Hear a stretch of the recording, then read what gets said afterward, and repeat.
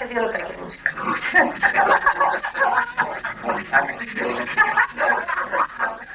Μπράβο, για το ρολόι. Πετάξατε Όχι μπαλάκι. ένα βιβλίο. Το βιβλίο αυτό, Σε 2 λεπτά θα σας πω και εγώ χαίρετε. Ναι. Αλλά βέβαια δεν θα πουλήσω τίποτα. Εισπάξω με το χρήμα να κάνω τη δουλειά μου πρώτα απ' όλα. Αυτό που κάνοντας για το οποίο δεν θα τρέχομαι.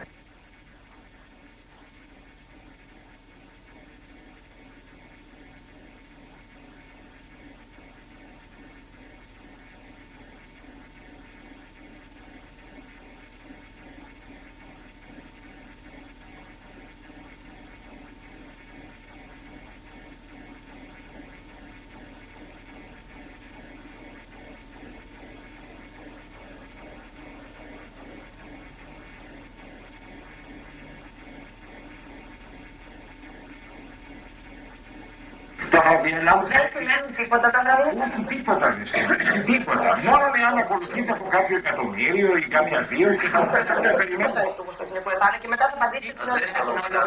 Να λένε το Μαράς. Ναι, το Μαράς. Ακούστε κάτι. Μου είπατε, είπατε αν είναι κάποιος αριστούχος του εθνικού. Αυτό θέλω να πω. Μην παραμένουμε στους τύπους για το δυστυχώς διαφύρουμε την κατάσταση. Κάνουμε